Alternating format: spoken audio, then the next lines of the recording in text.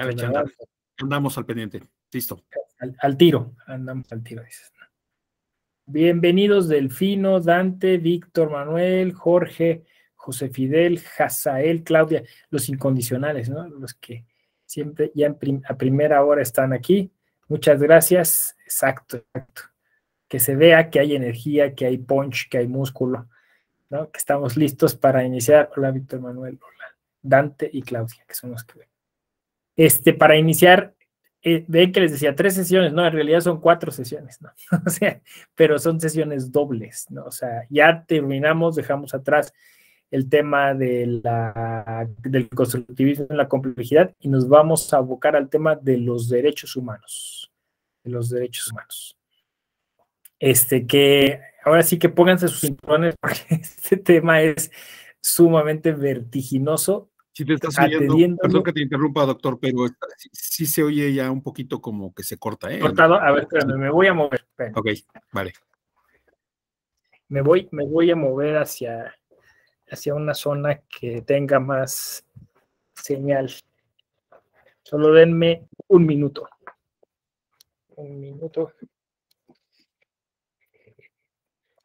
Es una cosa los routers.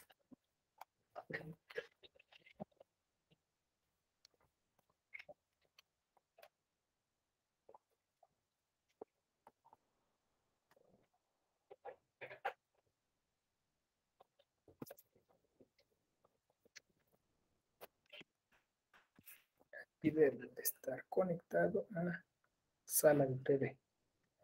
Ok. Bueno, entonces, así, si se oye cortado, igual me dicen, ¿eh? Aquí en teoría ya estoy cerca del router. Sí, justo eso dice correcta. Y es que el tema es que parece que donde justo está el módem es donde menos se oye porque se reparte la señal. Bueno, entonces decía yo, derechos humanos es un tema que se presta para hablar de estas cuestiones epistemológicas, como verán ahora. Es un tema interesante porque está de moda, porque justo el que esté de moda lo coloca en una posición en la que podemos aprovechar con todas las imágenes que surgen en torno a esta institución, a esta figura, ¿no? Se nos presenta el tema concretamente como presupuestos epistemológicos de los derechos humanos. Básicamente, el planteamiento sería hacia dónde miramos para encontrar cuáles son los derechos humanos, ¿no? Pero esto en realidad va a pasar lo mismo que hicimos con constructivismo y complejidad, ¿no? O sea, representa un binomio que podemos ir interconectando de distintas formas, ¿no? O sea, decir, epistemología y derechos humanos, ¿no? Una epistemología de los derechos humanos incluso podríamos plantear, ¿no? O incluso, jugando un poco, pero el derecho a una epistemología, ¿no? También podría ser. Que de alguna forma podríamos deducir de una interpretación integral de la Constitución, diciendo pues que tenemos derecho a justamente interactuar y saber cuáles son nuestros derechos y ejercerlos y todas estas cuestiones, ¿no? Entonces vamos a estar por ahí explorando todas estas líneas que se abren delante de nosotros y como siempre vamos a utilizar la cultura popular, ¿no? La cultura popular porque de alguna forma echamos mano de un imaginario que, insisto, se ha convertido en mainstream, ¿no? O sea, hoy hablar, o sea, tú, de hecho, me decía un querido amigo, el profesor Rafael de Giorgi, me decía, ¿no? En algún momento me dice, es que todo el mundo está hablando de derechos humanos, ¿no? Es muy fácil, o sea, es muy fácil porque básicamente como se ha convertido en un asunto discursivo, pues tú puedes llegar y hablar de lo que sea y los derechos humanos parecen omnicomprensivos, ¿no? O sea, parece que están en todos lados. Y como a los 6 meses creo que lo invitaron a hablar de los derechos humanos, dije, ya ve, profesor, o sea, por eso no hay que andar diciendo nada, ¿no? Porque y me dijo, es que es casi imposible zafarte de esto, ¿no? O sea, es muy difícil no terminar opinando al respecto, Pero eso es lo que lo hace interesante, porque si entonces los derechos humanos dan posibilidad de que se discutan de manera amplia, pues estamos superando un poco esta idea elitista de cierta epistemología del derecho, ¿no? O sea, no, la epistemología del derecho solo es entender el intríngulis implícito en el diseño normativo y su comprensión. No, o sea, los derechos humanos es un asunto que todo el mundo dice, bueno, yo me atrevo a hablar de ellos, ¿no? Entonces, incluso fíjense lo que estamos descubriendo en este inicio de esta doble sesión. Quizá la epistemología de los derechos humanos tendría que ser una epistemología popular de los derechos humanos. Propuesta, epistemología popular, ¿no? O sea, es decir, es una herramienta que tendría que estar al alcance de cualquier persona para poder encontrar dónde está eso, ¿no? O sea, qué son los derechos humanos, cómo se describen, cómo se actualizan, cómo se materializan, ¿no? Entonces, quizá ese es un tema interesante que aunque lleve como, digamos, como pronombre derechos, ¿no? Que ya eso implica una epistemología peculiar, porque mientras el derecho al singular implica un sistema, un conjunto, todo esto que ya sabemos, derechos implica algo que las personas decimos tener, ¿no? Una especie de patrimonio, que ya saben, ¿no? El discurso dice es inalienable, intangible, imprescriptible, ¿no? Y todas estas cuestiones. O sea, que sí hay una manera de colocarse nociológicamente para entender el derecho como algo externo a mí y los derechos como algo interno. ¿Cómo ven esta primera propuesta, ¿no? Entonces, esa epistemología pues llevaría a un mayor involucramiento en este tema. Quizá por eso es que pues los vamos a encontrar casi en cualquier lugar, aunque efectivamente esto genera también un problema. Como decía Danilo Solo, ¿no? Si todo es derechos, nada es derechos. Si todo significa posibilidad de exigir o pedirle algo al Estado, entonces, pues, se banaliza, por decirlo de una forma, y terminamos por justo depredar o inflacionar el propio concepto de derechos humanos. Ahora, ¿por qué creen ustedes que el concepto de derechos humanos está inflacionado? O sea, en esta epistemología nos acercamos a eso, ¿no? Los derechos humanos es todo, o es casi todo, ¿no? Derecho a tatuarme, derecho les voy a poner los derechos que podrían parecer como más disruptivos, pero que incluso tendrían hasta una justificación si se argumenta, ¿no? Derecho a cambiar de sexo, derecho, porque es parte de mi autodeterminación, derecho a autoescribirme como parte de una cultura originaria, y por ahí, ¿no? O sea, es decir, estos todavía se quedan en un plano conservador, pero podríamos seguir imaginando derechos desde la digitalidad, ¿no? O sea, o solo en el tema de la autodeterminación también hay derecho a considerarme otra especie, no sé, los derechos interespecie, ¿no? Entonces, claro, parece chiste, parece vacilada, pero eso es en lo que estamos hoy, ¿no? O sea, es una cuestión sumamente compleja, y que va siempre de la concepción personal, y que bueno, ya vimos lo de complejidad ayer y anterior, porque va de la cuestión personal hacia lo colectivo. Yo exigiéndole al colectivo que me reconozca como algo, yo exigiéndole al colectivo que me facilite algo, que me permita algo, que me dé acceso, que me otorgue la libertad de, ¿no? Entonces, creo que incluso ayer lo dije, ¿no? El sistema de derechos humanos, pues, es un asunto algo complejo, ¿no? O sea, es algo que tendría que pasar por el pensamiento complejo. Bueno, entonces, partimos de esta premisa, ¿no? De esta premisa, vamos a decirla, vamos a llamarla así como, pues, que parte de una duda metódica que está generando confusión, que está generando banalización, también ya lo mencionamos, que está,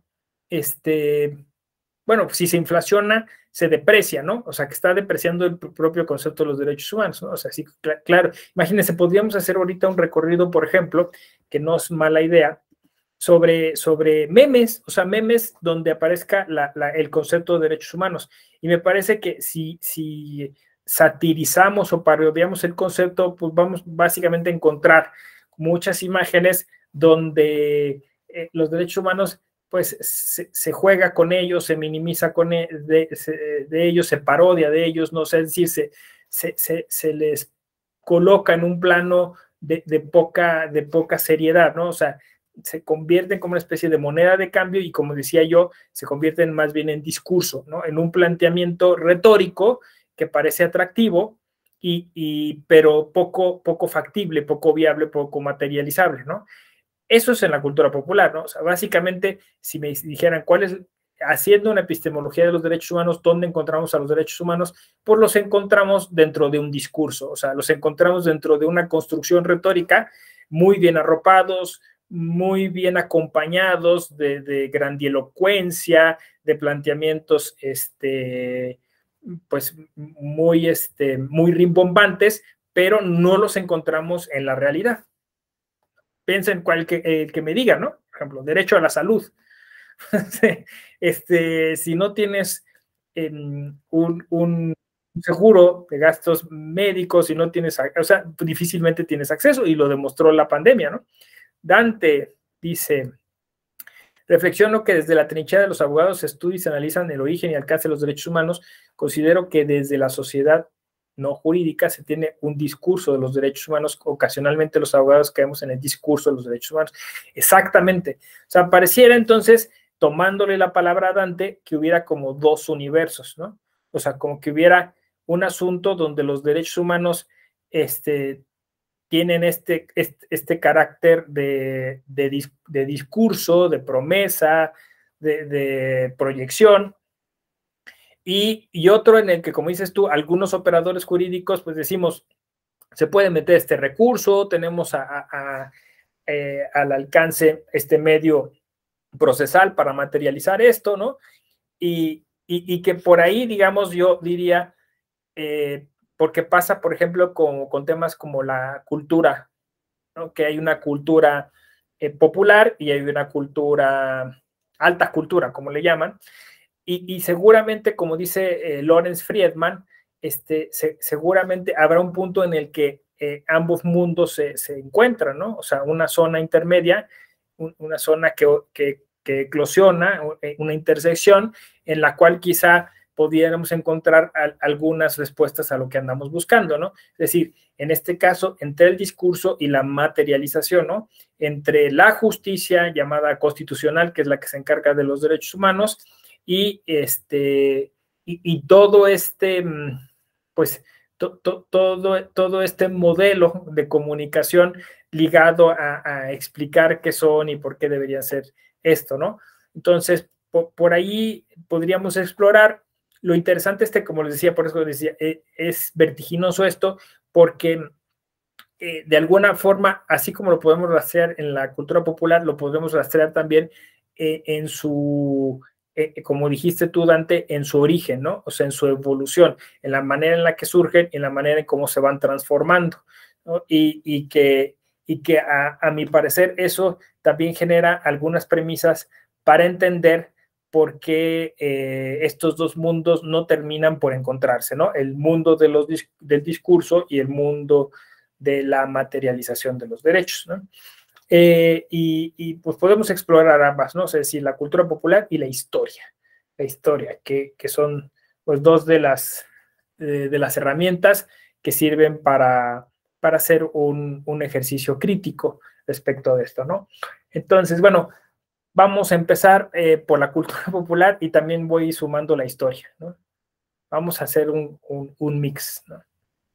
Al fin que es viernes chiquito, o sea, hacer un cóctel. Es chiquito ya mañana, o sea, porque es jueves, ¿no? Ya mañana ya es el viernes formal. Por cierto, hoy es 29 de septiembre. Yo viví mucho tiempo en San Miguel Vindó, en el estado de Hidalgo. El 29 de septiembre se festeja San Miguel, pero la creencia de los pueblos es que cuando se festeja San Miguel, San Miguel se va de parranda y deja de cuidar la puerta del infierno, y entonces el diablo anda suelto, ¿no? Entonces, entonces es un día peculiar en los pueblos porque la gente dice, ¡ay, ya se cayó el niño!, ¿no? Fue el diablo. ¡Ay, ya fue el diablo!, ¿no? Entonces, si pasa alguna cosa aquí sobrenatural, pues no es culpa mía, es el diablo que anda suelto, ¿no? Bueno, entonces, dicho esto, la cultura popular y así como primera evocación, les decía yo hoy en Toluca, porque me tocó ir a capacitar allá, a veces tengo la tentación de poner la escena en cuestión, pero el problema es que luego la tecnología falla, pierdes tiempo, y me ha dado por contar las películas, ¿no? O sea, pero me está gustando porque como estoy como explorando toda esta idea del storytelling, a veces hay quien me dice, oye, fui a ver la película que me recomendaste y nada que ver, ¿no? Mejor cuéntamela tú. Entonces, a lo mejor a través de mis ojos, pueden tener una aproximación a estas películas. Esta película es de HBO Home, o sea, es decir, que no se proyectó en cines, estuvo siempre pues ligada a esta plataforma, y tiene un repartazo, en inglés se llama Strip Search, que básicamente es casi intraducible, ¿no? Porque casi sería como cateo, ¿no? Pero en inglés tiene más fuerza, porque pues básicamente casi es como un desnudamiento legítimo, un desnudamiento procesal, no sé cómo decirlo, ¿no? Entonces, básicamente es cuando te cachan, o te cachean, ¿no? O sea, a ver si traes armas o te pasan por un detector, ¿no? O sea, ese es el strip search. Creo que en español le pusieron, ahorita les busco el título, pero bueno, ya con la referencia en inglés quizá la encuentren, ¿no? Y salía Meryl Streep como referencia, igual por si buscan por actriz, Meryl Streep, ¿no? ¿De qué va esta película? Pues miren, hagan de cuenta que es como el espejo contra el espejo, ¿no? O sea, es como un momento similar a ¿no? El profesor está en un salón de clases, el profesor está con los estudiantes, y entonces les hace una pregunta. Si yo les prometiera que voy a acabar con toda la inseguridad que hay en este país, ya no van a temer nada, no va a haber ningún, y ustedes van a poder, pues eso, ejercer todos sus derechos. Si yo les prometiera eso, ¿estarían dispuestos a renunciar a sus derechos por una hora? Piénsenlo, a ver. Yo les decía, les voy a resolver todos los temas. Ya van a tener acceso a todo, pero tienen que una hora renunciar a sus derechos. Y entonces, pues algunos empiezan a levantar la mano, ¿no? Y dice el profesor, muy bien. Y digamos, ¿y si fueran 2 horas? Y pues ya algunos bajan la mano, ¿no? ¿Y si fuera mediodía? ¿Y si fuera un día? O sea, ¿hasta dónde, no? Y ya, ahí se queda esa escena y corre la película. Entonces, la película inicia en un búnker, ¿no? Entonces, es un sótano, se presume, hay una ventana muy pequeña, hay una luz mortecina arriba, hay una mesa así pues desgastada, una silla, y entonces vemos que traen a una chica occidental, que sientan en esta silla, y de frente, pues, un foco ahí, medio tenue, ¿no? Y de frente un militar chino. Estamos en China, ¿no? Entonces, pues el agente porque tampoco, o sea, se aclara si es militar o no, pero bueno, tiene un uniforme, empieza a preguntarle, yo diría tranquilamente, a la chica, ¿no? Y entonces descubrimos que la chica es una estudiante de intercambio, que llegó a China, que está estudiando pues una carrera súper normal, literatura o algo así, y que entonces el que le va cuestionando, ¿no? El entrevistador, por decirlo de un modo, le va preguntando acerca de sus relaciones con otros estudiantes. ¿Tú tienes relaciones con estos estudiantes? Sí. ¿Y este estudiante acaso no te prestó un libro sobre tal tema? Sí. Y sabes que ese libro, pues, y esa temática es considerada en China, en el régimen, pues como doctrina subversiva. Sí, pero pues no lo he leído, o sí, pero pues no me interesó, ¿no? Y tú sabías que ese muchacho que te prestó el libro pertenece a un grupo subversivo, revolucionario, que hace esto. Bueno, el chiste es que la va encajonando, la va orillando, ¿no? En esta especie de indagatoria. Obviamente, casi uno podía presumir que casi con métodos de tortura, ¿no? Porque conforme va subiendo el cuestionario, va aumentando la vehemencia, la violencia, va dando manotazos, va acercándose a ella, va amenazándola, ¿no? Y entonces, de una charla tranquila, la chica termina desnuda, hincada y encañonada, o sea, con un arma en la sien, ¿no? Y diciéndole que confiese. Se acaba esa escena y uno dice, claro, China, violadores de derechos humanos, un régimen totalitario, es comprensible, no sé qué, ¿no? Bueno, segundo acto, nos trasladamos a los Estados Unidos. Y en los Estados Unidos vemos, al contrario, pues un edificio de estos modernos en una ciudad, pues, no sé, presumiblemente grande, ¿no? Una oficina enorme, unos ventanales, alfombrada, una mesa muy bien cuidada, una taza incluso de café, y todo, o sea, todo perfecto, casi hasta podríamos percibir que hay una música así tipo lounge, ¿no? Quizá un bossa nova, algo así.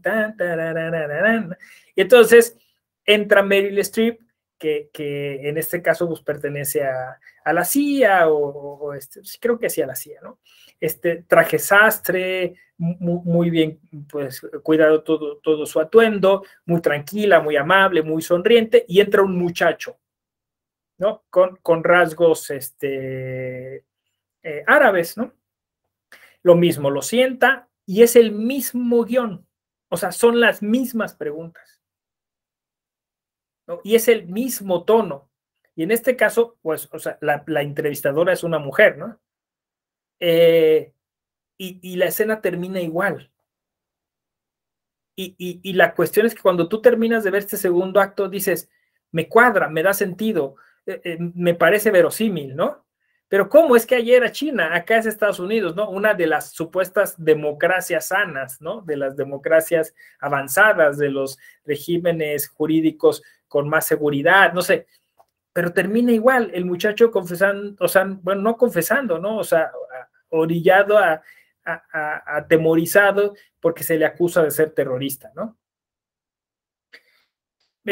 Seguramente, pues, el director de esta ficción, pues, lo que quiere poner en contexto es que se trata de un asunto internacional, ¿no? O sea, que no es un asunto que tiene que ver con una ideología o que tiene que ver con una forma de gobierno, ¿no? O sea, que estas maneras están en todos lados. Y posiblemente uno podría incluso hasta intuir que tiene que ver con el 11 de septiembre famoso y que tiene que ver con toda esta idea del derecho penal del enemigo y que tiene que ver con el terrorismo y con todo esto que llamamos pues, esquemas de miedo, ¿no? O sea, que fue una fórmula que el Estado contemporáneo inventó para empezar a limitar los derechos humanos, ¿no? Y ahí es donde entonces empieza la historia. O sea, ahí es donde dices, ¿cómo es que llegamos a esto, no? O sea, ¿cómo es que sucedió esto? ¿Por qué estamos aquí si supuestamente lo habíamos corregido? O sea, supuestamente por eso hicimos una declaración. Entonces ahí empiezan las preguntas interesantes, ¿no? El primer autor con el que nos topamos es Walter Benjamin. Walter Benjamin, que en sus tesis de historia proclama en una de ellas que quizá los estados encontraron una fórmula, esta que estoy comentando, en la cual lo excepcional se volvió permanente, ¿no? O sea, el estado de excepción se volvió permanente y ya lo formula, ¿no? Como una especie o sea, decir, cuidado porque muchos de los estados contemporáneos dijeron que iban a solucionar muchas cosas pero en realidad nos han quitado más que lo que nos han dado, ¿no? Básicamente el contrato social se revirtió, ¿no? Por cierto, en la película me faltó un dato. Al final, cuando terminan estas dos escenas, la película vuelve con el profesor universitario, que sigue preguntándole a sus estudiantes, y el espectador tiene la respuesta en la boca. ¿Cuánto le darías al Estado para arreglar cualquier problema, el que fuera? ¿Y saben cuál es la respuesta? Ni un minuto. ¿Por qué le tengo que dar algo? Ni un minuto, porque esos hijos de la chingada en un minuto te quitan la vida, te destruyen el futuro. Esa es la conclusión que sacas después de esa película, ¿no? El profesor está jugando con sus estudiantes porque los está llevando hasta allá, ¿no? Sí, ese es el tema. Y es lo que está diciendo Walter Benjamin. Se trastocó, se dio la vuelta, ¿no? ¿Quién nos garantiza que no sean más las cosas que nos quitan que las que nos dan? Nada, absolutamente nada. En ese contrato social, una de las partes es absolutamente irresponsable. No hay forma de ganarle al Estado. El Estado tiene la sartén por el mango. No sé si me explico. O sea, es que ese es el tema. Después, Giorgio Agamben toma esta tesis y hace un libro y lo llama así, El estado de excepción permanente. Y él describe esta forma de ser del Estado contemporáneo, ¿no? El Estado entendió que en lugar de estarnos prometiendo cosas, era más fácil atemorizarnos, segregarnos, balcanizarnos, atomizarnos, meternos a nuestras casas y decir, quédate ahí porque si sales, viene el narcotráfico, porque si sales, viene el terrorista, porque si sales, viene el criminal, ¿no? Y te hace daño, ¿no? Entonces, quédate ahí. Y si estás fuera, posiblemente, o sea, pueda yo interrogarte porque entonces eres parte de los malos. Y si me respondes, eres parte de los malos. Y si me criticas, eres parte de los malos. ¿Sí? Y entonces nosotros por el miedo empezamos a ceder todo, ¿no? O sea, no salgo, no circulo, ¿no? No hablo, no me expreso, no me asocio. Porque en una de esas yo soy el que sigue, ¿no? No, esto también lo describe muy bien Bauman, ¿no? Y entonces, curiosamente, lo que hicimos fue esta connivencia entre el Estado y el mercado. Lo que sí puedes hacer es cómprate un montón de cosas que te sirvan para superar ese miedo. Y dice Bauman, es ilógico, la gente se compra Homers para andar en la ciudad, ¿no? O sea, ¿para qué esas llantas, para qué esos tumbaburros, para qué esos faros de halógeno en una ciudad? Pero es el mercado vendiéndote a través del miedo. Y el miedo es la mejor causa para comprar cosas que no comprarías en ningún otro tiempo. Para aceptar cualquier tipo de reforma, para aceptar cualquier manera o modo o sea, eso, venderte algo. Entonces, fíjense cómo estamos. Estamos, una expresión, ¿no? Acojonados, escondidos en nuestra casa, ¿no? Comprando cosas para superar ese miedo. Porque además, esto nos lleva a otra cuestión histórica, ¿no? Los derechos nos los venden. Los derechos nos los venden. A ver, José Fidel, dices, el miedo conduce al odio y el odio al oscuro. Claro, como decía bien el maestro Yoda, ¿no? Exacto, ¿no? Sí, de hecho sí. O sea, de hecho, el miedo es la peor reacción. Había una película súper mala, creo que es la peor de DC, ¿no? Linterna Verde, no sé si se acuerdan. Pues, entre azul y buenas noches, o sea, casi nadie la vio. Pero bueno, ¿qué tiene de relevante esta película? El planteamiento, porque era el miedo, ¿se acuerdan? Bueno, quien la vio y si no, la cuento rapidísimamente. Los Linterna Verde son una especie de de cuerpo de seguridad del universo, ¿no? O sea, de guardianes, de vigilantes del universo, y pues están cuidando que todos se den orden, que nadie se sobrepase, tal. Y dependen de un consejo de gobierno, que son los seres más ancianos del universo, y que pues han alcanzado, pues gracias a esta enorme inteligencia, el poder organizar bien la vida del universo, ¿no? Pero uno de estos ancianos se corrompe porque por querer explorar, ellos tienen la fuerza verde del universo es la fuerza de la voluntad, y aparece una fuerza amarilla que es la fuerza del miedo. Entonces, este ser supremo se corrompe porque se da cuenta que el miedo es más poderoso que la voluntad. Bueno, o él piensa que es eso, ¿no?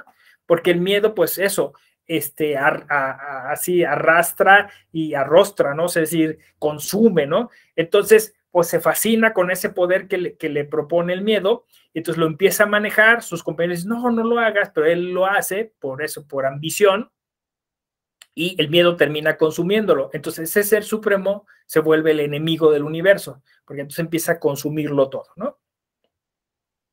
Y entonces, en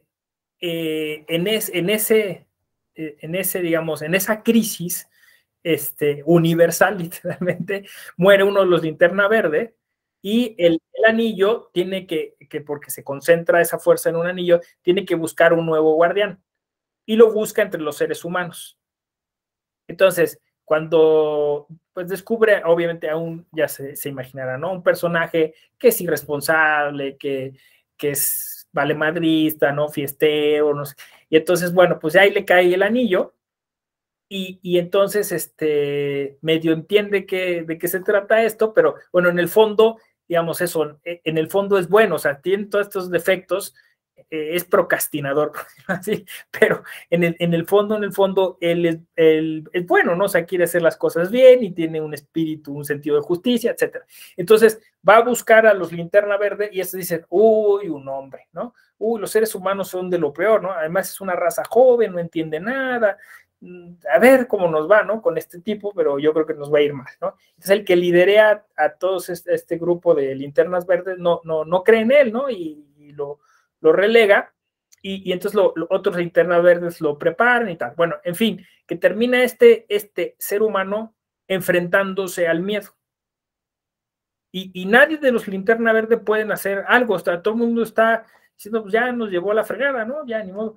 Pero entonces el hombre lo combate, el ser humano lo combate, y lo vence, ¿no? Y entonces dicen, pero ¿cuál es la razón de que un ser humano que es una raza muy joven y pues con muchos conflictos y problemas, pues haya logrado esto, ¿no? Y entonces él dice, lo que pasa es que nosotros los seres humanos sabemos que cuando tenemos miedo, lo peor que podemos hacer es sucumbir ante él. Lo que tenemos que hacer es enfrentarlo. O sea, no es negarlo, es asimilarlo, no es combatirlo, porque el otro Linterna Verde propone combatir miedo con miedo.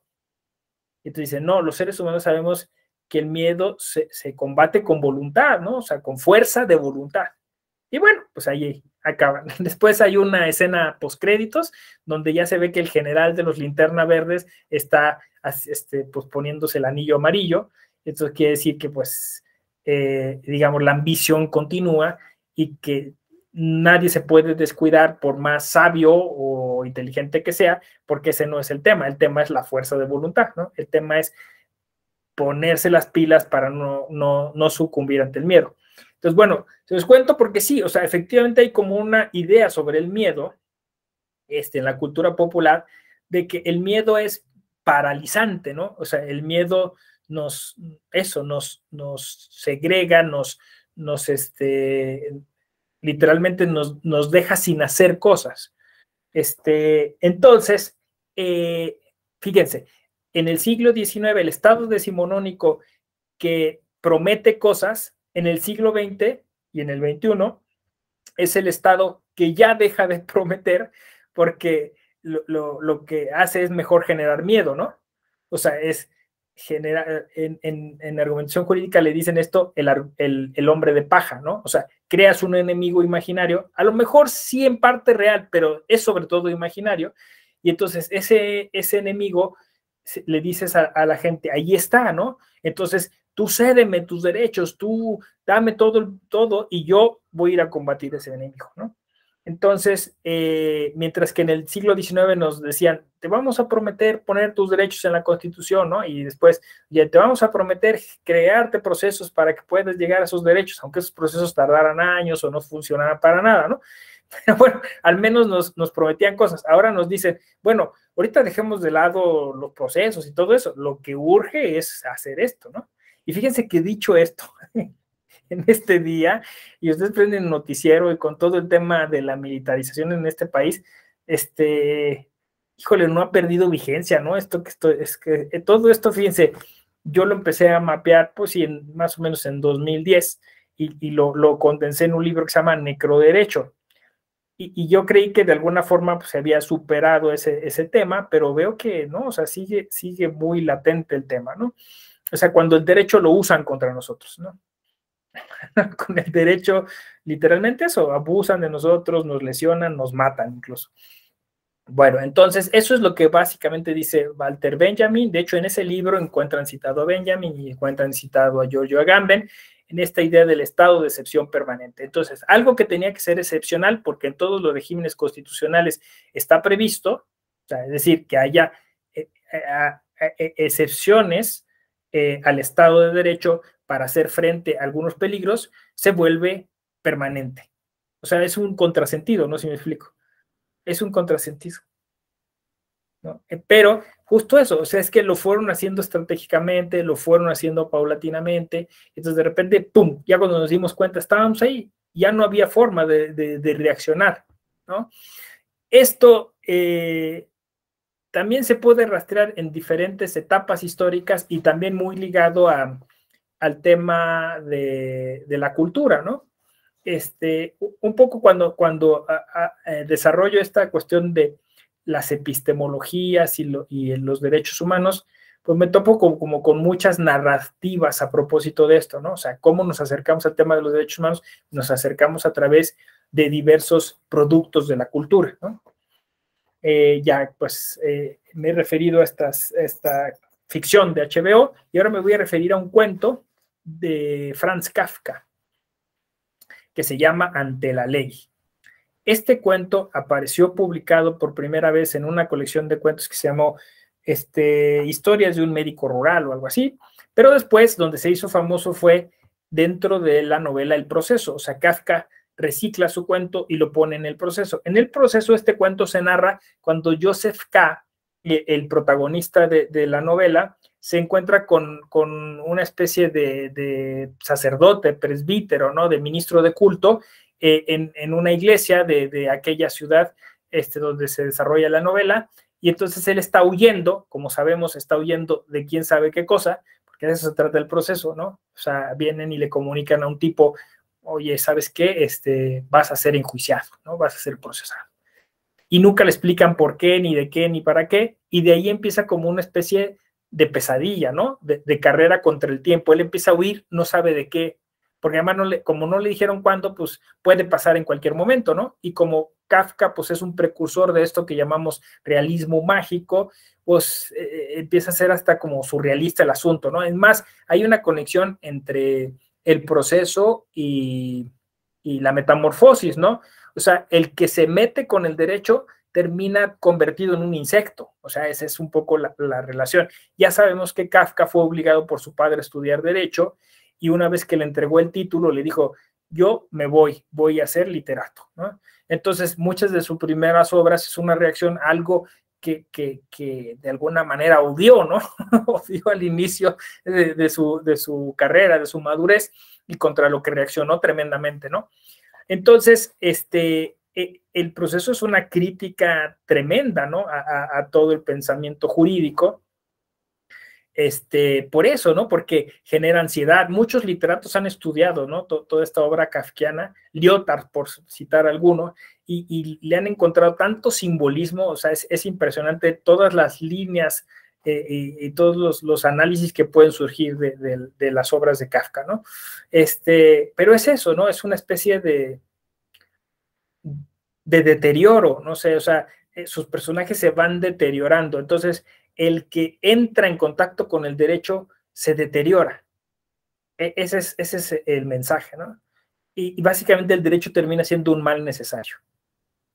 Bueno, entonces, en este cuento ante la ley, dentro del proceso, el ministro oculto le dice esto a Joseph K. Así, nomás porque le dio gusto, ¿no? Hay una puerta que custodia un guardián, esta puerta se llama la ley, y este guardián está fuera de ella, y a esa puerta llega un campesino, ¿no? Llama la atención que Kafka pues ponga énfasis en que es un campesino, ¿no? Puede decir, llegó cualquier persona, ¿no? O sea, entonces, inmediatamente tú dices, pues sí, una persona que está marginada, que está alejada, que no conoce mucho del medio, ¿no? Y entonces llega a esta puerta y dice, quiero entrar. Y el guardia le dice, por ahora no se puede. Y Kafka remarca o recalca que la puerta está entreabierta. O sea, el campesino puede ver que hay un fulgor, lo que le hace presumir que lo que desea está allá adentro. Entonces, no es que el Estado no tenga los medios. Lo que pasa es que el negocio se acaba si nos lo da. A ver si me sigue, ¿no? Entonces el guardia le dice, espera. Y el campesino dice, ok, va, ¿no? Y de repente dice Kafka, pues se acerca así como, oye, ¿crees que tarde mucho? Y el guardia pues nunca le aclara nada, pero el campesino le dice, y por cierto, te traje esto, ¿no? De mi pueblo, y le da regalos, dice Kafka, regalos que nunca desprecia el guardia, ¿no? En algún momento el guardia le dice, oye, ¿y por qué tanta insistencia en entrar aquí si una vez cruzada esta puerta, adentro hay puertas más grandes, pero con guardias más poderosos? Y dice, pues porque no tengo otra opción, porque es lo que tengo que hacer, ¿no? Es parte de la vida, ¿no? Es lo que tengo que hacer, ¿no? Y entonces el campesino sigue esperando, pues finalmente el campesino está ya en la inanición, está a punto de morir, está recostado sobre el piso, le hace un ademán al guardia, le dice que, pues que le conceda un último deseo, el guardia dice, claro, adelante, dime, dice, solo quiero hacerte una pregunta antes de morir. ¿Por qué nadie más vino a intentar cruzar por esta puerta? El guardia le dice, porque esta puerta estaba destinada solo para ti. El campesino muere y el guardia cierra la puerta. ¡Pum! En 2 hojas, Kafka se despacha todo el derecho. O sea, lo pone patas para arriba. A ver si o sea, imagínense esta explicación, ¿no? Después de oír todo esto del contrato social y todo, no. El Estado es el guardia que no nos quiere dejar entrar, que nos promete que nos va a dejar entrar, pero no nos va a dejar entrar, que genera siempre puertas y guardias más difíciles y más complicados, ¿no?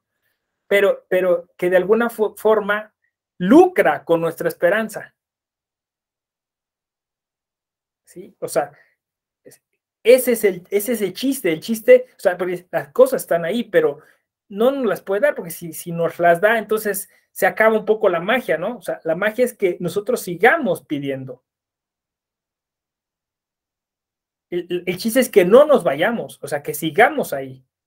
Y como dice, es toda una vida. Es toda una vida pidiendo derechos. Esa es la situación más deseable para el Estado. Pídeme los que quieras. Yo aquí estoy, ¿no? O sea, los que quieras. Es más, lo que decían 4ª generación, ¿no? Derechos al medio ambiente sano para mis hijos. Sí, ¿cómo no? Yo aquí trabajo. Tú dame tus impuestos. Aquí pongo a trabajar a una serie de gente que va a pensar en cómo hacerlo y lo vamos a diseñar. ¿Y qué más quieres? Venga, dime. No, o sea, en serio, o sea, no te limites, por favor, lo que quieras, ¿no? Te lo escribo aquí, ¿no? Reforma, órale, va, ya lo puse. Sí, ya lo pusiste y llevamos 10, 20 años, pero ya lo pusiste ahí, pero ¿cómo tengo acceso a eso? Ah, perdón, se me olvidó, te voy a poner un procedimiento. Ah, ya me pusiste el procedimiento, pero, pues, fíjate que dura mucho, es costoso, necesito contratar a un abogado, ¿no? Ah, sí. A ver, vamos viendo cómo lo resuelve. Ya se murió el señor. El que venía pidiendo los derechos. ¿Sí? ¿Más o menos?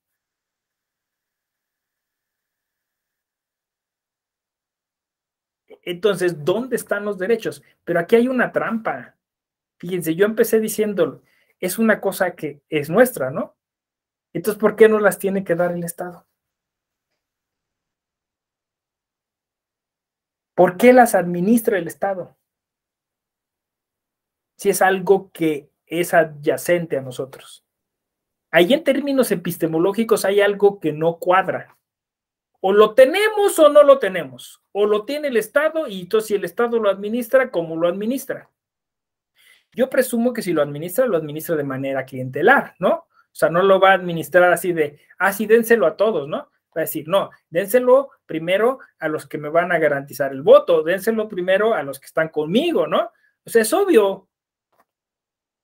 Y por eso lo electoral está intrínsecamente relacionado con los programas de gobierno desde siempre, ¿no? Creo que igual lo mencionaba ayer. Entonces, pues presumo que en principio, si es que lo da de esa manera, lo condiciona. Porque hay otro asunto. Los derechos cuestan. Lo vimos con la pandemia, ¿no? Hay un número determinado de camas, hay un número determinado de respiradores y alguien tiene que hacer el maldito conteo, o sea, alguien tiene que hacer la maldita asignación, ¿no? O sea, alguien tiene que decir, este vive y este muere. Y uno haría que eso fuera en términos de la ley, ¿no? Yo creo que despertamos de ese letargo que le llamamos igualdad formal. Todos somos iguales ante la ley. Pues sí, pero es que el problema es que la ley la tiene que interpretar un fulano que dice este sí y este no. Y normalmente, como somos los seres humanos, pues ese fulano seguramente va a decidir consciente o inconscientemente por quien más se le asimile, por quien más se le parezca. Ese es el rollo de las feministas, porque entonces, teniendo los varones el poder, favorecemos a más varones. Eso es lo que llaman cultura patriarcal. Entonces, los derechos se distribuyen, pues, a partir de quien tiene el poder. Pero nosotros seguimos ilusionados en que, pues, ahí están y algún día nos los darán, ¿no? De hecho, en algún momento, incluso, volviendo a la historia, ¿se acuerdan que se hablaba de primera, segunda, tercera generación de derechos humanos? Como si fueran iPhones. Ya tienes los de primera, pues ahora vamos con los de segunda y ahora con los de tercera, ¿no? O sea, literalmente una cadena de producción, ¿no? El Estado produciendo derechos, así como si fuera una fábrica, ¿no? Hay derechos. No, mira, ahí van saliendo los derechos. Insisto, ¿qué no era un asunto que nosotros teníamos? ¿No se trata más bien de acceso a bienes comunes que administre el Estado, pero que termina administrando de manera leonina? Es pregunta. ¿Hacia dónde miramos cuando hablamos de derechos humanos? Esa es la epistemología de los derechos humanos. ¿Hacia dónde miramos? A ese discurso fascinante, embriagante de los derechos, porque es eufórico, ¿no? Reforma de 2011, ya todos tenemos derechos. ¿De qué vas a escribir tu tesis? Pues de derechos humanos. ¿A poco hay otra cosa? De verdad, yo que soy director de tesis de licenciatura, maestría, especialidad y doctorado, el 90% son tesis de derechos humanos. Nos tienen donde nos querían, eufóricos. Pero ahí, la euforia es ahí, en el discurso. Uno sale y no tenemos nada. O cada vez tenemos menos.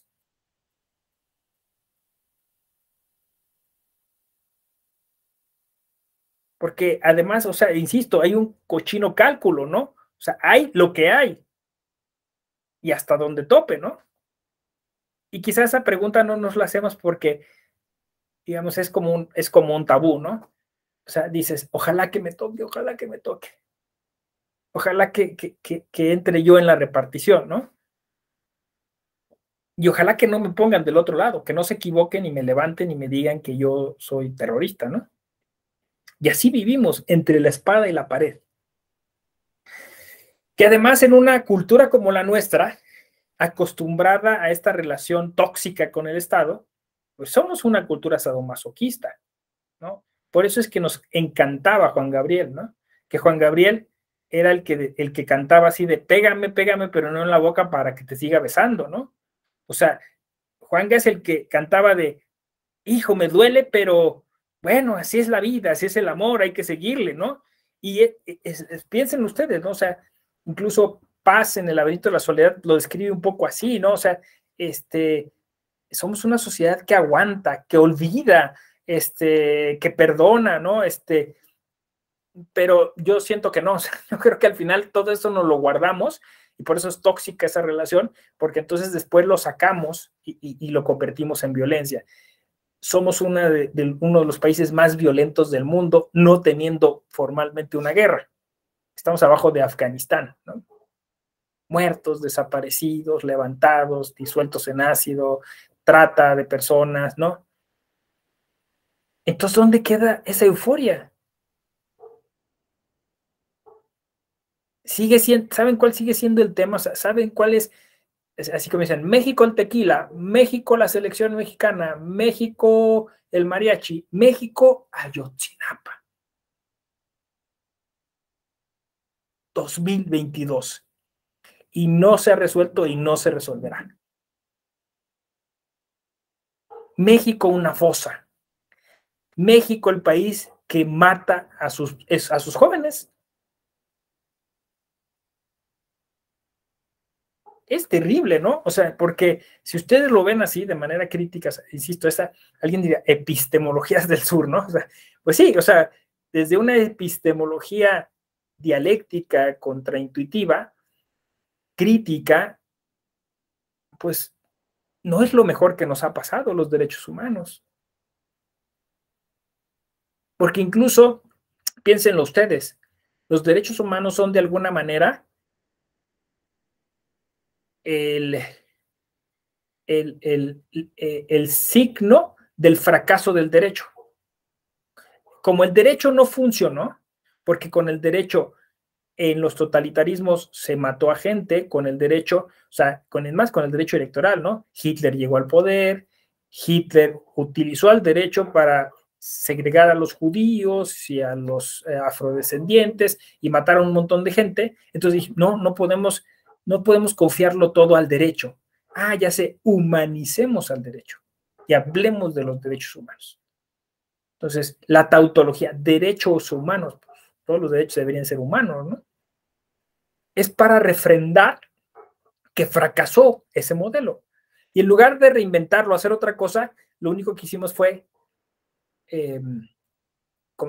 restaurarlo, ¿no? Pintarlo, darle una manita, ¿no? Un efecto make-up, ¿no? Ya, órale, vas para adelante, ¿no?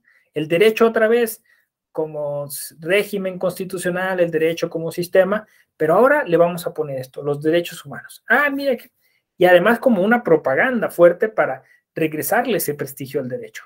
¿Y qué vamos a hacer hoy? ¿A humanizar los derechos humanos? Quizá ese no es el camino.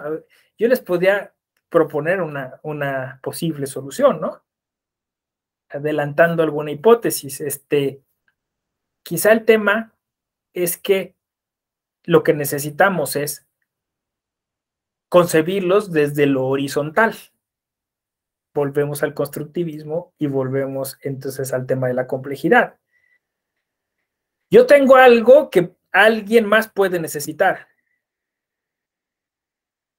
Entonces, este acceso a los bienes comunes, esos derechos nos los podríamos dar entre nosotros. Esto es lo que llaman horizontalidad, ¿no? O sea, la teoría horizontal de los derechos humanos. Pero tiene sentido. Es más, si quieren, dejemos hablar de derechos humanos, ¿no? O sea, hablemos de la forma en la que nos tenemos que respetar. Y volvemos a la historia. ¿Por qué antes no existían los derechos humanos? Y si yo digo esto es vamos a decirlo así, una especie de oxímoro, ¿no? O sea, si yo estoy diciendo que los derechos humanos son intrínsecos allá, entonces siempre que hubo ser humano hubo derechos humanos, ¿no? Pero es que en realidad o sea, hay esta cuestión que se discute a nivel epistemológico. Una cosa son los fenómenos y otra las palabras que denominan esos fenómenos y otras las ideas, ¿no? Que están relacionadas con esos fenómenos, ¿no? Entonces, cuando yo digo antes no existían los derechos humanos, me refiero a que no existían como un constructo, como una concepción, ¿no? Como una idea, pero a lo mejor existían de otra manera y se le llamaba de otra manera, ¿no? Y es cierto eso, porque fíjense que antes había, y existe en muchas culturas, la idea de la famosa regla de oro o la regla de plata. La regla de oro es, haz a otro lo que quisieras hicieran contigo. La regla de plata es, no hagas a otros lo que no quisieras te hicieran a ti. Y esta regla está de manera antropológica diseminada en muchas culturas, en muchas filosofías, incluso alguien lo asocia al tema de la ética. Si estas dos reglas funcionaran, no necesitamos los derechos humanos. Sí, sí, lo están viendo. Entonces, terminó siendo una parafernalia que lo único que está haciendo es distraernos de lo importante. Yo así pondría esa epistemología. O sea, es decir, la epistemología del discurso de los derechos humanos nos está haciendo mirar hacia otro lado, entender las cosas de forma distorsionada. Pero si ustedes de aquí sacan la conclusión de dejemos de hablar de derechos humanos, está bien. Claro, que obviamente eso nos colocaría en una posición así como de poco políticamente incorrecta, ¿no? O sea, dice, no, entonces tú eres un retrógrada, tú eres un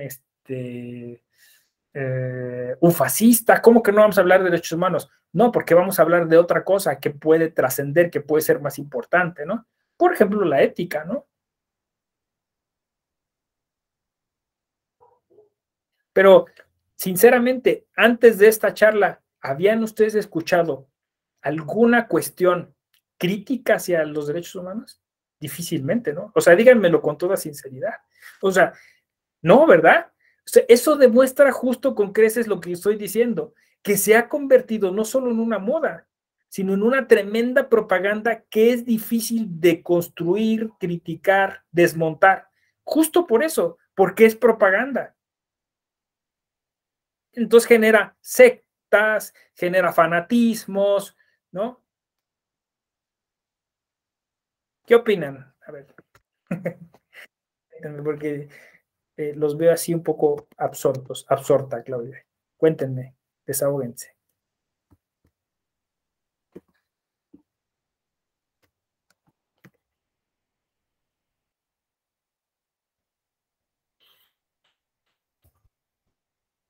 Estoy loco.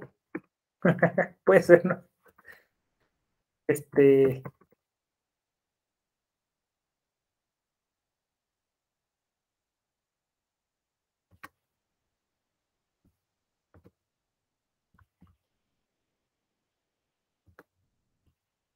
¿Qué opinan ustedes? O sea, ¿tiene sentido lo que digo o si de plano debrayé, como se dice?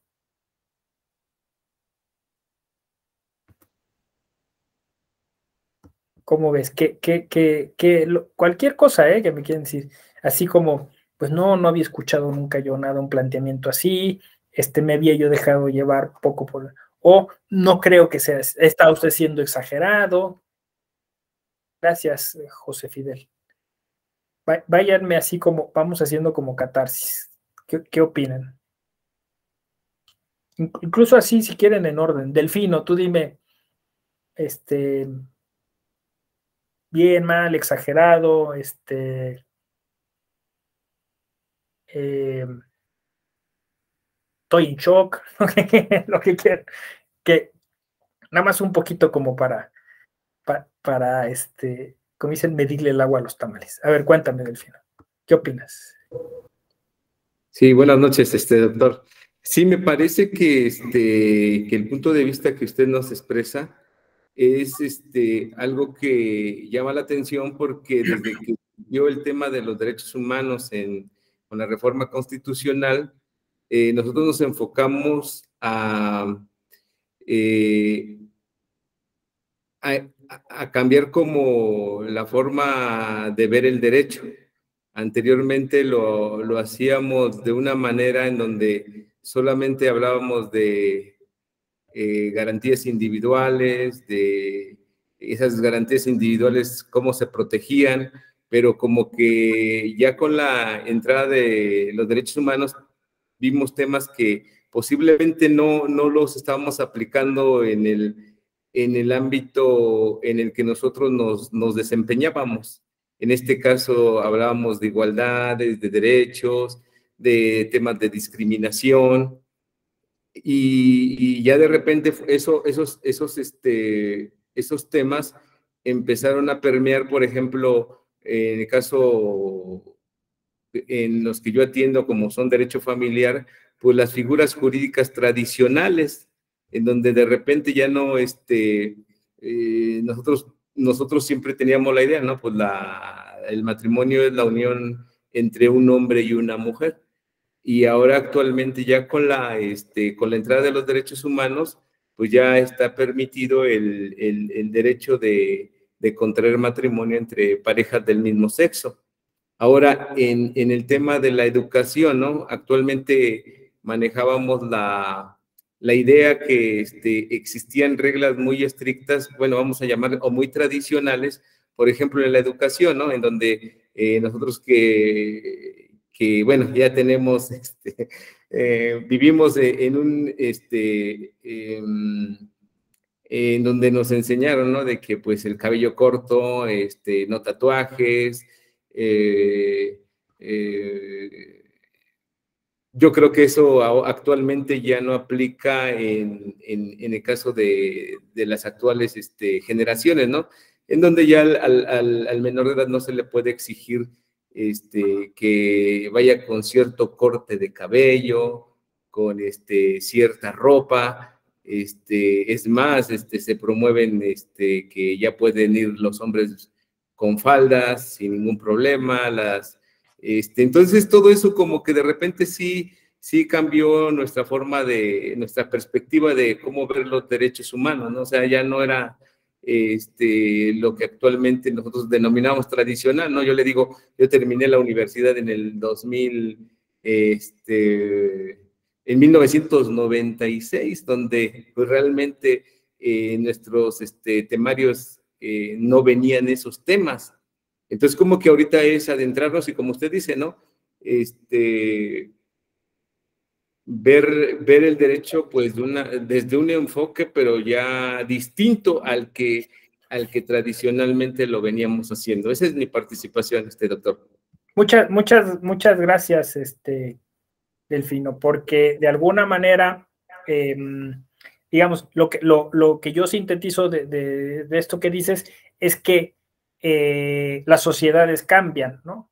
Y que entonces las prácticas y las formas de entendernos, de comunicarnos, de hacer las cosas también cambian. Y de alguna manera entiendo que tú sitúas de forma intuitiva tu concepto de derechos humanos en esas posibles relaciones que hay entre las personas, ¿no? O sea, digamos, compartimos en que lo vemos el tema de los derechos humanos como un asunto de respeto, a las formas de ser de las personas distintas, que básicamente pues coincide con lo que también se decía tradicionalmente, siempre y cuando pues no contravengan el orden o no lesionen a alguien más, ¿no? Pero bueno, sí, creo que vamos por buen camino. Dante, adelante. Buenas tardes para todos, otra vez. Justamente del comentario de Delfino, coincido, digo, yo soy generación 2000-2005 de CEU, de Ciudad Universitaria, y efectivamente en nuestro plan de estudios todavía consideraba las garantías individuales, ¿no? O sea, no existía, aunque bueno, sí existía el concepto de derechos humanos, pero no era algo propiamente positivo en nuestro sistema, no era parte de los planes de estudios o de la materia de estudio de las carreras. Justamente yo tuve tomé un diplomado en Derecho Deportivo desde la perspectiva de derechos humanos, igual ahí en CEU en el 2019. donde tuve compañeros que se acababan de titular, o sea, fue un grupo multigeneracional, pero más acercado pues a gente más joven que nosotros. Y como la perspectiva era derechos humanos, ellos hablaban de los derechos humanos de una manera fantástica, muy ideológica, no sé, muy diferente, ¿no? Hasta que incluso empezó a haber conflictos con violencia verbal hacia las generaciones anteriores. Bueno, había muchos compañeros de 50 años, abogados, o sea, ya de otras generaciones, donde ya pensaban, es que ustedes no entienden los derechos humanos, ¿no? En ese momento, digo, estuve yo reflexionando y sí me volteé y le dije a este cuate que además trabaja en la Comisión Nacional de Derechos Humanos, muy intolerante, la verdad, este abogado, dije, oye, nada, te quiero decir una cosa, o sea, los abogados, muchos de los presentes y que tenemos cierta edad, no tenemos la preparación que tú tienes en derechos humanos. Y además los derechos humanos como tú los conoces son diferentes a como nosotros los conocemos. Y tú estás en la parte ideológica del derecho humano. Nosotros en la parte, por eso mi comentario inicial, muchos abogados vivimos los derechos humanos desde la parte científica, desde el derecho puramente. Y creo que ya las generaciones nuevas lo viven desde la sociedad, desde la perspectiva de la sociedad, en el cual considero yo que ven a los derechos de forma ilimitada. Y creo que esto también tiene una razón de ser, que México llegó tarde a los derechos humanos en el continente y en el mundo en general, ¿no? Apenas aunque sí se empezó desde antes a revisar los temas de derechos humanos, hasta el 2011 con la sentencia de Radilla Pacheco, es cuando verdaderamente México entra a derechos humanos.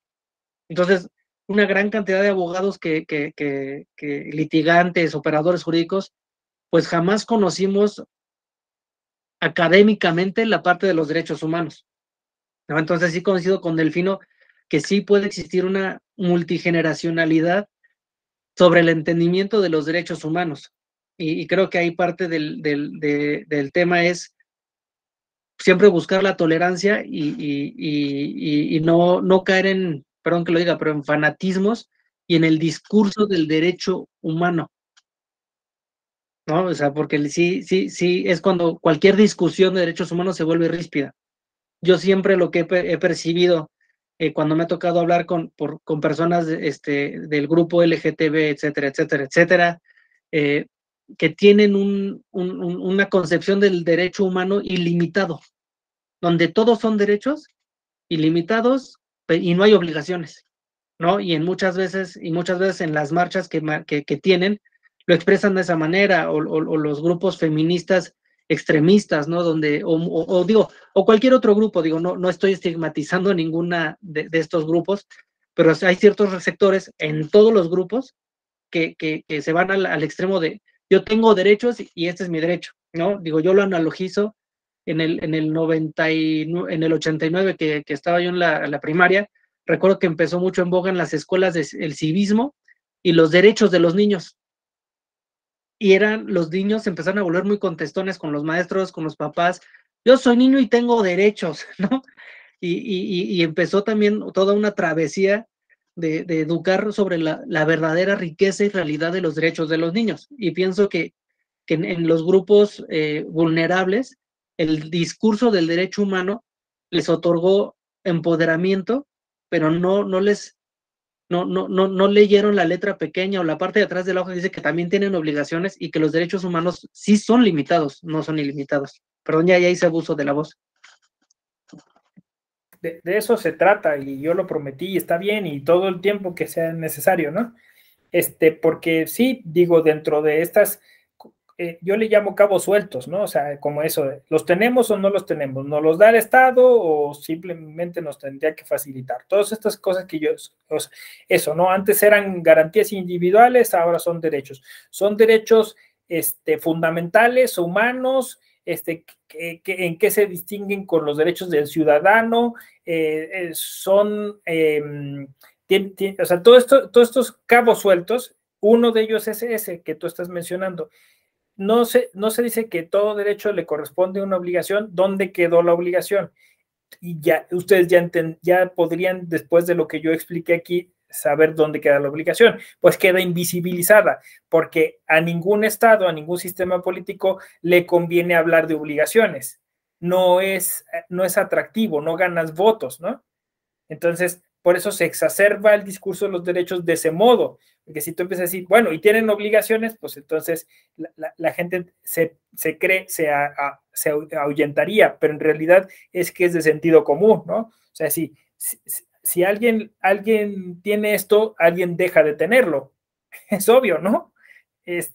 O alguien tiene la obligación de darlo, y eso es lo que no se habla de esa, o sea, de hecho, yo he llegado a plantear, lo pueden leer ahí en Axis, que eso nos vuelve egoístas, o sea, es un derecho egoísta, es un derecho donde estamos como Pac-Mans, devorando derechos. Hay una autora italiana que se llama, ay, se me fue ahorita el nombre, Ana Pintore, que ella dice que es la insaciabilidad de los derechos. O sea, lo que está generando es que tú exijas derechos, te vuelvas egoísta, es lo que dicen los niños. ¡Ah, mis derechos! Oye, momento, ¿y cuándo te toca colaborar? ¿Cuándo te toca contribuir? ¿Cuándo te toca hacer? ¿Cuándo te toca? ¿No? Y eso se ha olvidado justo por eso, porque se trata de una propaganda. Entonces sí tienes razón. Ahora, este asunto intergeneracional o transgeneracional, ¿no? Sí, es posible, ¿no? Y es posible que tenga que ver con estos debates que a propósito de la piel delgada o de la generación de cristal y de no aguanta nada y de, pues eso, ¿no? De este mundo es una locura porque todos hacen lo que les da la gana, ¿no? Un poco eso, y estamos dejando de lado los consensos y eso. Bueno, es un poco porque de alguna forma nosotros como la generación anterior no pusimos atención en estas cuestiones, ¿no? Y entonces estamos heredando un momento que en algún modo nos convino, nos ajustó, o sea, nos hizo felices hablar de la reforma del 2011, nos hizo felices pensar que éramos distintos a la generación pasada, ¿no? Nos hizo felices decirnos demócratas, ¿no? Incluyentes, pero cuando ya empezaron los problemas, entonces empezamos a dudar, empezamos a dar dos pasos para atrás, ¿no? Pero es el resultado de una forma de plantear las cosas, es el resultado de una nociología, es el resultado de una epistemología, fallida quizá, pero que hay que corregir, como ustedes lo están diciendo, ¿no? Quizá, pues hablando ahora más de la reciprocidad que debiera haber atrás, ¿no? De hablar más de esta corresponsabilidad, de este asunto coexistencial, e incluso de sustentabilidad, de supervivencia, es más, porque el consumo de derechos nos está llevando a la extinción como género. A ver, piénsenlo ustedes, ¿no? Si todos tienen derechos a las comunicaciones, todos tienen derecho a un cierto número de tecnología, pero para tener la tecnología, pues tienes que hacer fracking, o sea, tienes literalmente que darle en la madre a la tierra para sacar el litio, ¿no? Y te tienes que contaminar ríos y tal. Entonces, esa búsqueda por los derechos, y como el Estado dice, tengo que quedar bien, nos hizo descuidar un escenario que ahora pone en riesgo nuestra subsistencia, el medio ambiente. Pues hay una cuestión perversa de los derechos humanos, porque son humanos, porque justamente dejamos de hablar de lo que hoy algunos constitucionalistas dirían derechos de la naturaleza, pero porque eso es necesario, porque si todos los derechos humanos, ¿saben por qué son odiosos? Porque son antropocéntricos, porque ponen al centro de todo al ser humano. Y el ser humano es depredador. Y un día vamos a decir, chin, ya todos tenemos derechos, pero ya no hay mundo. Y eso tendría que unirnos como generaciones. Este mensaje lo entiende cualquiera. Sí, sígueme pidiendo, pero ¿sabes qué? Si nos vamos por ahí, un día ya no va a haber, ¿no? ¿Cómo ven este planteamiento? Interesante, ¿va? Cambia la forma de ver, ¿no? O sea, podría haber algunos derechos que no necesariamente los consideráramos desde el antropocentrismo. Y por eso entenderán ustedes que hoy hay una fuerte lucha por hablar de los derechos de otras especies. Y hay quien sale a decir, o sea, me gusta como dice Delfino, ¿no? Pues hay que dudar, hay que pensar, hay que preguntarse si las cosas están cambiando, ¿no? Antes no nos preocupábamos porque pues creíamos que este mundo nos iba a durar siempre, pero pues ahora aquí ya empezamos a ver que hay terremotos, que hay inundaciones, que hay huracanes, que no sé qué, o sea, que sí es real lo del cambio climático y otras cuestiones, que se está acabando el agua. Entonces, ahora sí como generación decimos, bueno, pues sí hay que tomarlo en cuenta, ¿no? Y ya no parece tan descabellado que le podamos asignar derechos a un río o a otras especies.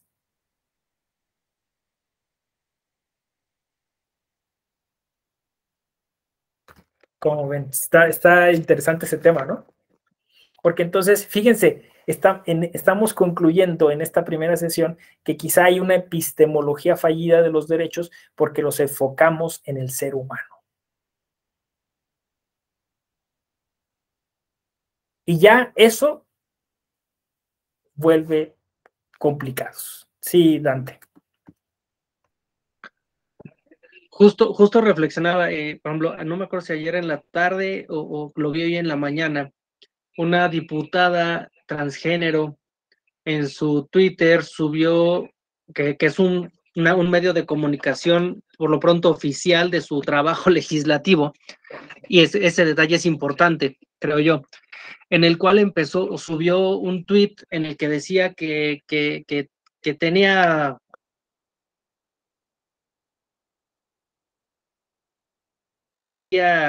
ciertas herramientas, etcétera, ¿no? O sea, un tweet muy candente, o sea, muy explícito, vaya, sobre la sexualidad.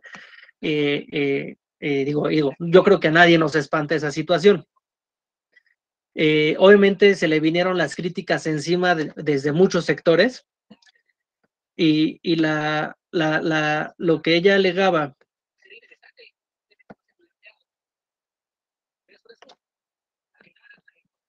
Hola. Sí, te quedaste en lo que ella alegaba. Es que se quedó congelada la pantalla.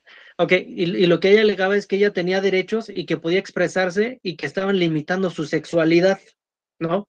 Y nuevamente creo que vemos un panorama de los derechos humanos egoísta, individualista, y donde se piensa que los derechos humanos son ilimitados, porque al fin de cuentas sí tiene el derecho de expresarse, siempre y cuando no afecte los derechos de otros, ¿no? O de comunicarse, o sea, eso, o de ejercer su sexual, porque ella alegaba que no la dejan ejercer su sexualidad como ella quiera, ¿no? Entonces, creo que sí podría ser un ejemplo, o pues se podría hacer un ejercicio epistemológico de los derechos humanos, donde está una funcionaria elegida de elección popular, donde se pueden cruzar muchos temas, ¿no? Desde, pensaría yo, voy a cambiar. En alguna ocasión, bueno, en un curso también de aquí del Eje, cuando fue lo de la consulta popular, que estaba la veda electoral, muchos se cuestionaban si López Obrador, el presidente, puede manifestarse o no respecto de los temas políticos. Y el punto es definir, como ciudadano sí, pero como presidente no. Pero ¿en qué momento se discierne o qué lo separa del presidente del ciudadano? Y creo que este caso es exactamente el mismo. ¿En qué momento se discierne cuál es el mensaje de la diputada que de la ciudadana, ¿no? Entonces, creo que buscar si esa realidad que ella está, pues si esa realidad que ella está expresando tiene elementos verdaderos, ¿cómo decirlo? No sé, estoy tratando de utilizar algunos conceptos epistemológicos, porque como nos dijo el doctor Raúl Ávila, la epistemología es la censora del conocimiento, ¿no? O sea, busca verificar que el conocimiento o que la realidad sea la realidad. Entonces, epistemológicamente, pues, sería buscar si lo que están diciendo la diputada tiene realidad, ¿no? Pero aquí nos encontramos que hay dos realidades, la realidad de la diputada y la realidad de la ciudadana, que en algún punto es la misma. Y quizá es un poco de lo que hablábamos ayer de la complejidad, ¿no? De cómo, de la holografía, ¿el qué es el aquí? Hologramático. Hologramático, justo, ¿no? El aspecto hologramático de las realidades, ¿no? Entonces, digo, ya me estoy empezando a confundir yo porque estoy tratando de pensar epistemológicamente y no estoy acostumbrado a hacerlo, pero creo que sí se puede, estás filosofando, o sea, con todo lo que las herramientas que hemos aprendido en el curso se podría, con un caso como este, aplicarlo, vaya, y si no, quizá no aplicarlo porque no tenemos la experiencia, todavía no el conocimiento, pero sí se hace evidente.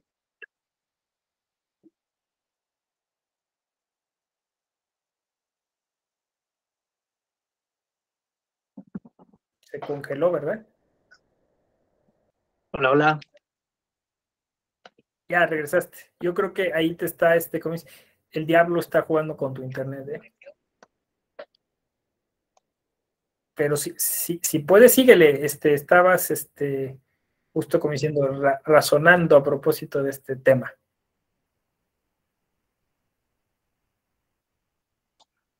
Sí. Si me lo permiten, voy a apagar la cámara, a lo mejor así tengo un mejor ancho de banda. Adelante. Justo, bueno, nada, lo que digo ya para finalizar es que con todas las herramientas que hemos tenido en el curso, con un ejemplo como este, podemos ver o verificar que todo el conocimiento o los saberes que nos han proporcionado se verifican, ¿no? El constructivismo, la complejidad, lo que platicábamos, hasta lo que nos decía el doctor Ávila, o sea, se puede ir armando un caso de algo tan pequeño.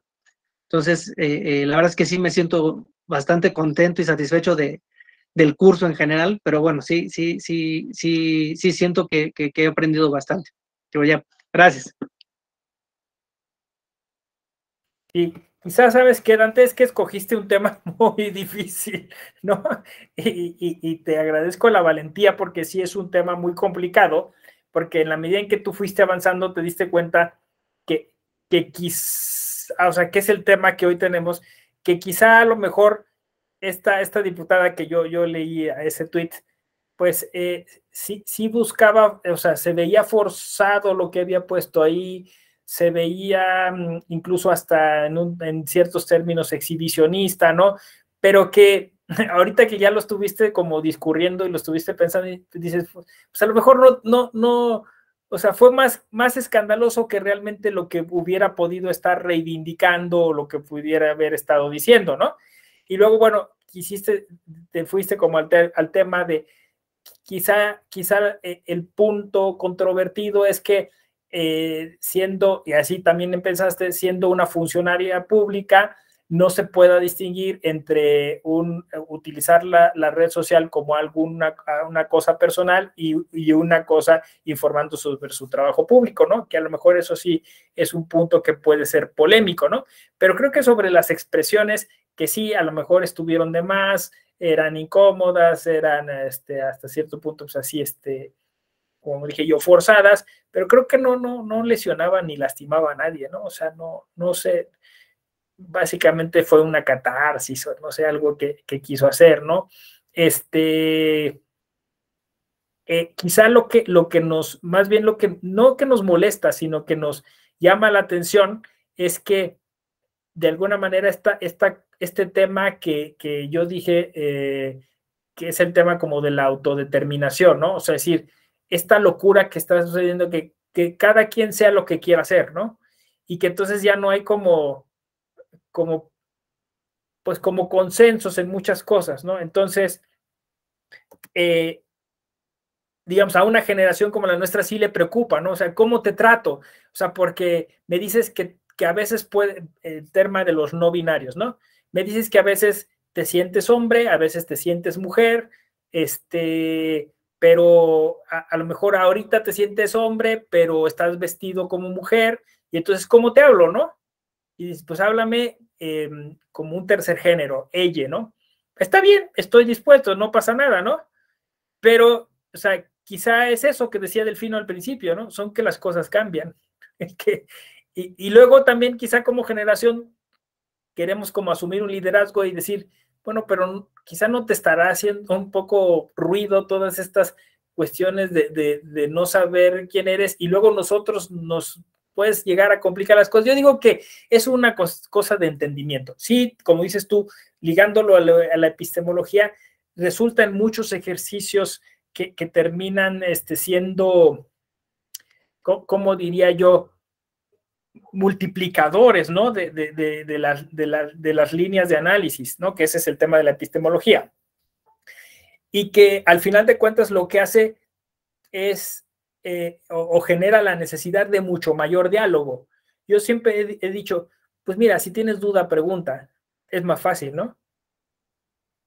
Y también creo que si alguien te pide que te refieras a esa persona de un modo y a ti no te va a afectar en nada, pues hazlo, ¿no? O sea, porque mientras, como dijeron ustedes, eso no afecte a nadie o no lesione a nadie, pues puede pasar, ¿no? Yo siento que de alguna manera terminaremos por entender o reconducir las cosas hacia algún sitio, ¿no? Todo esto se va a complicar más porque el uso de la tecnología, la realidad virtual, ¿no? O sea, esto ya pues, va a pasar que en cuanto empecemos a utilizar la realidad virtual, pues te topes con personas que adquieran una personalidad absolutamente distinta o diametralmente opuesta a lo que en la vida real sería, ¿no? Entonces, es complicado, pero al final, creo que seguimos en la búsqueda de lo que nos hace felices y de respetar, yo diría de respetar por las posturas de los demás, que a veces, pues sí, pueden rayar en lo estrambótico, en lo exótico, ¿no? E incluso pueden llegar hasta ser polémicas, ¿no? Porque alguien que diga, me gusta lastimarme, por ejemplo, ¿no? Entonces, bueno, pues mientras no lastime a alguien, ¿no? O me quiero suicidar, o quiero terminar con mi vida, ¿no? Entonces, ahí quizá, pues, es que pues estamos comprometidos con la vida, es un principio tal, pero no tengo una vida adecuada, o sí la tengo, pero simplemente no quiero vivir, y los temas van a ser siempre cada vez más complicados, pero les digo una cosa, no podemos detenerlo, o sea, esto es algo que comenzó y que va a ser así, ¿no? Cada vez más estrambótico, y qué bueno que se decidieron estudiar un diplomado en epistemología, porque eso les va a dar, como dijiste tú, Dante, pues un poco de sensatez, de coherencia, ¿no? Al menos de tratar de elaborar una explicación, ¿no? Yo diría, en términos muy nietzscheanos, y tampoco de tratar de categorizar esa realidad, o sea, de decir es así y esto es mejor que esto otro, ¿no? Sino tratar de entenderla y de algún modo, pues hacer propuestas comunes, ¿no? Pero sí es un rollo bien complejo. Y concluiría yo con decir respeto, en la medida de lo posible, respeto, ¿no? Hasta donde se pueda, respeto. Si no hay, pues, una alusión, eso, personal, que dañe la fama de alguien o la integridad de alguien o a cuestiones así. Pues muy bien, estamos cerrando esta primera sesión que se puso interesante. Mañana vamos a continuar. Vamos a iniciar con una escena emblemática también respecto de esto en el cine. Todavía tengo muchas películas y series para comentar con ustedes. Y si se les ocurren a ustedes ejemplos, igual tráiganlos. Si ven caricaturas, si ven algún meme, alguna cosa que les llame la atención, así como Dante hoy puso en la palestra esta discusión sobre el dicho de esta diputada, adelante, ¿no? Eso sirve para tallerear, para comentar estas cosas. Pues les deseo una buena velada y nos vemos el día de mañana, misma hora, mismo canal. Gracias.